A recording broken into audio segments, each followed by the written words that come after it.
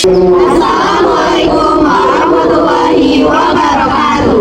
Kami dari kelompok 1A perawatan anak akan menampilkan video edukasi mengenai penyakit labiopalastoskitis yang beranggotakan saya sendiri, Dwi Astuti dengan NIM 057, Saya Cahya Kamila dengan NIM 085. Saya Amanda Devratno dengan NIM 019. saya Putri Cisimona dengan NIM 101, Saya Dina Sofia Rauti dengan NIM 099. Saya Ica Prasna Devi dengan NIM 05. Saya Ariska Amelia dengan NIM 123. Saya Nabila Rahmayasya dengan NIM 039. Dan saya Tiara Ibarawati dengan NIM 041. Selamat menyaksikan. Kalian tahu nggak sih apa itu labiopalastoskitis? Labiopalastoskitis atau celah pada langit langit atau yang biasa kita kenal yaitu bibir sumbing adalah kelainan bawaan pada wajah yang ketika proses pembentukan bibir dan juga langit-langitnya itu tidak menyatu secara sempurna selama masa kehamilannya itu dari minggu ke-4 hingga minggu ke-12. Nah, kondisi ini dapat muncul pada bibir atau pada langit-langit atau pada keduanya atau hanya pada satu sisi saja atau bisa dari kedua sisi, di mana kelainan ini cukup sering ditemukan sekitar 1 sampai dengan 700 kelahiran di dunia. Selain mempengaruhi bentuk wajah, labiopalastoskitis juga dapat menimbulkan gangguan makan, bicara, pertumbuhan wajah, serta dampak psikologis bagi anak maupun keluarga. Untuk etiologi dari labiopalastoskitis ini terjadi bukan karena satu faktor saja, tetapi menggabungkan dari 3 faktor, yaitu faktor genetik, faktor lingkungan, dan faktor asupan gizi yang dikonsumsi oleh ibu selama masa kehamilan. Ketika faktor tersebut saling mempengaruhi sehingga proses pembentukan wajah janin tidak berlangsung sempurna dan akhirnya akan menimbulkan celah pada bibir atau celah pada langit-langit. Baik, selanjutnya kita akan bahas dari faktor penyebab labiopalastoskitis. Nah, sebelum membahasnya, teman-teman ada yang tahu nggak sih apa saja faktor dari penyebab labiopalastoskitis ini? Kalau nggak ada yang tahu, mari kita bahas. Jadi, faktor penyebab dari labiopalastoskitis ini yang pertama adalah faktor genetik. Nah, faktor genetik ini terjadi karena adanya mutasi atau kelainan pada gen yang berperan dalam pembentukan wajah janin. Nah, faktor ini dipengaruhi oleh beberapa.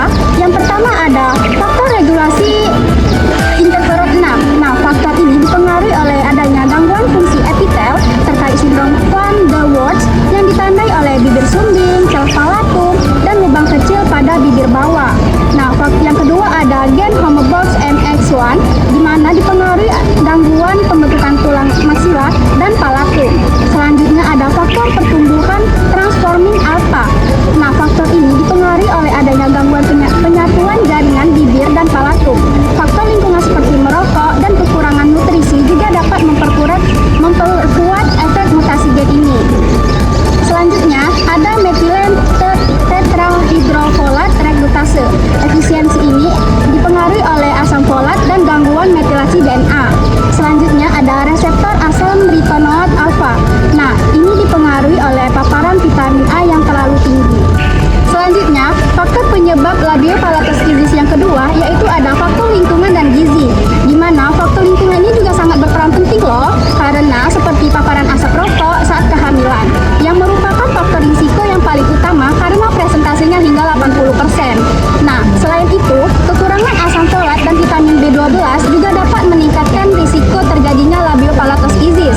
Karena asam folat itu sangat berperan penting dalam sintesis DNA, metilasi gen, dan pembelahan sel embrio. Selain itu juga, wanita hamil yang tidak mengkonsumsi suplemen asam folat atau memiliki pola makan tidak seimbang juga berisiko melahirkan anak dengan sumbing.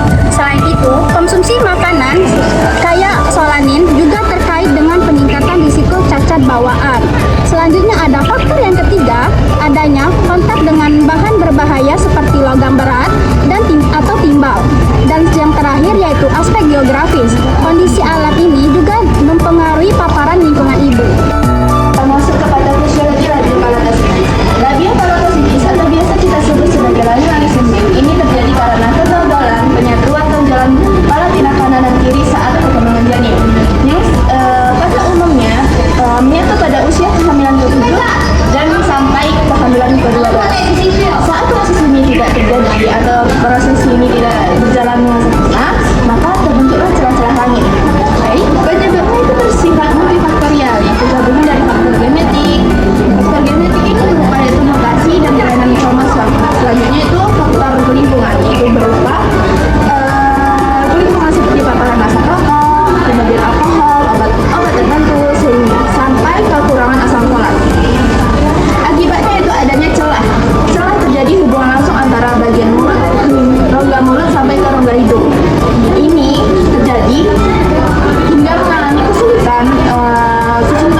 anak, yaitu kesulitan memakan, kesulitan minum susu, hingga kesulitan berbicara. Secara keseluruhan, masalah suntik ini adalah kegagalan pembentukan wajah bagian tengah yang menyebabkan masalah anatomi hingga fungsi, sehingga perlu operasi dan terapi bicara untuk pemulihannya. Oke, selanjutnya kita masuk kepada epidemiologi labiopalpus yaitu menjelaskan suatu pola dan juga angka kejadian kelainan di dalam sebuah populasi.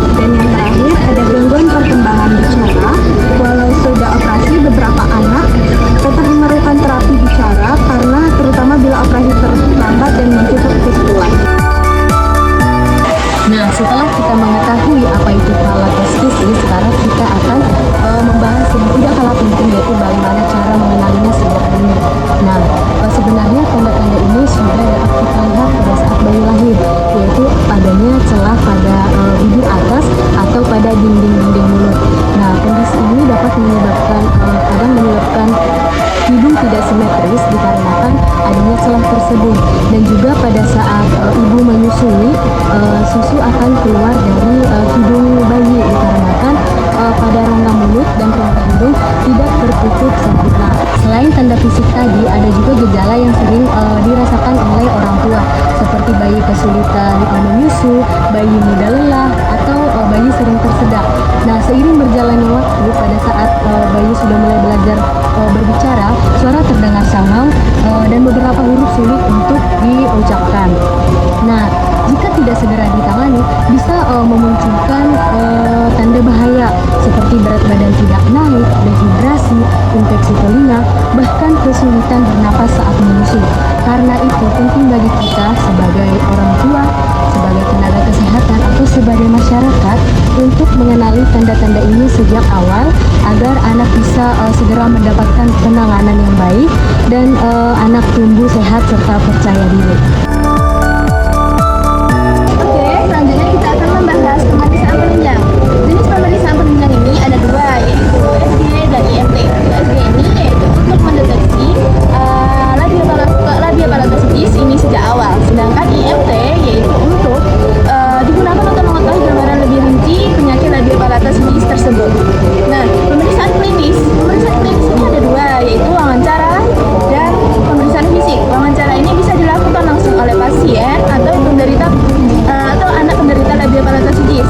Sedangkan selanjutnya yaitu pemeriksaan fisik. Pemeriksaan fisik ini yaitu bisa untuk mengetahui kondisi pasien secara keseluruhan. Ada 5 langkah untuk mencegah penyakit labiopalatosis.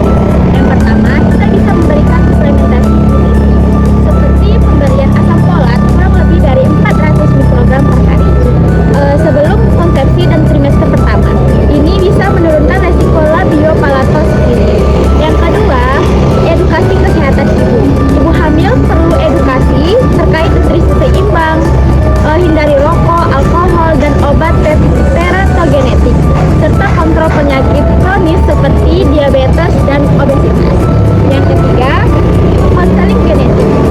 Ini bisa kita memberikan informasi resiko genetik dan pentingnya gaya hidup sehat selama kehamilan. Keempat, pencegahan yang bisa kita lakukan yaitu pemeriksaan antenatal rutin. Dilakukan untuk deteksi dini kelainan janin dari memastikan kondisi ibu dan janin optimal. Dan pencegahan yang terakhir, promosi kesehatan masyarakat.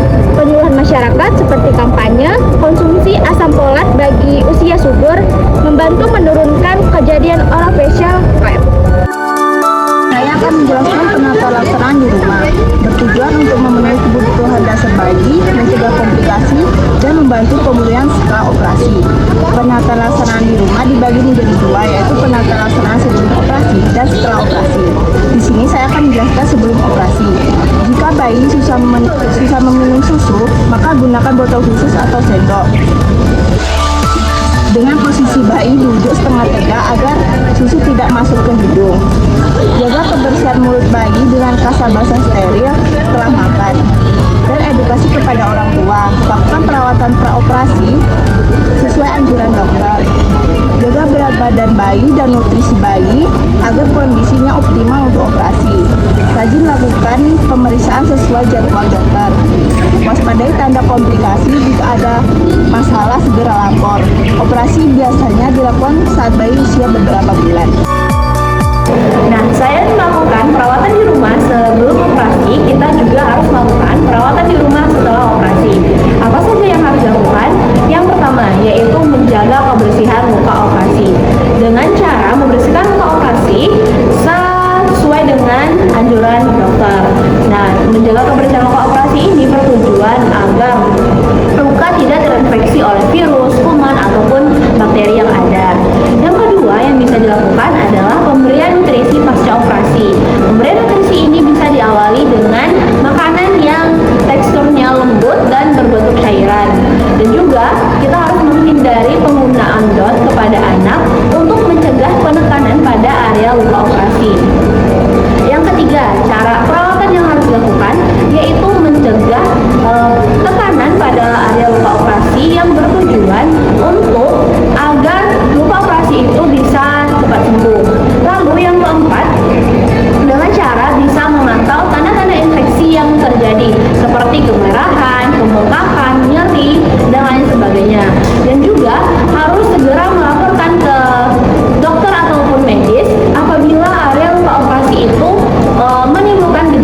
gejala yang lain atau yang berarti. Yang keempat yang bisa dilakukan yaitu mengikuti jadwal kontrol rutin yang sudah tersedia. Jadwal kontrol rutin ini bertujuan agar untuk melihat perkembangan dari luka operasi yang telah dilakukan. Selanjutnya yaitu melakukan rehabilitasi dengan program terapi bicara atau bicara pada anak. Tujuannya agar melihat perkembangan kemampuan bicara pada anak kita. Lalu yang selanjutnya dengan melakukan pemantauan terhadap pertumbuhan gigi dan juga perkembangan wajah pada anak. Hal ini untuk mendeteksi atau menangani deformitas atau ketidakseimbangan struktural setelah dilakukannya operasi. Dan yang terakhir, perawatan yang bisa dilakukan di rumah setelah operasi dilakukan adalah memberikan dukungan secara psikososial baik kepada anak maupun orang tua agar bisa keluarga tersebut beradaptasi dengan pemulihan setelah operasi dilakukan. Nah, itu tadi ada 8 perawatan yang harus dilakukan di rumah setelah dilakukannya operasi. Labiopalatoskisis atau bibir dan langit-langit sumbing adalah kelainan bawaan yang terjadi akibat gagalnya penyatuan jaringan wajah pada masa perkembangan janin, biasanya antara minggu keempat hingga ke-12 kehamilan. Kondisi ini bisa disebabkan oleh kombinasi faktor genetik, lingkungan, dan kekurangan nutrisi, seperti contohnya yaitu asam folat. Anak dengan labiopalatoskisis dapat mengalami gangguan menyusu, bicara, pertumbuhan, serta masalah psikososial karena perbedaan fisik yang tampak jelas. Penanganan biasanya dilakukan melalui operasi bedah, terapi bicara, serta dukungan psikologis bagi anak dan keluarga. Pencegahan dapat dilakukan dengan pemberian asam folat, edukasi gizi ibu hamil, pemeriksaan rutin selama kehamilan, dan konseling genetik bagi keluarga beresiko. Sekian video edukasi dari kelompok kami, semoga dapat bermanfaat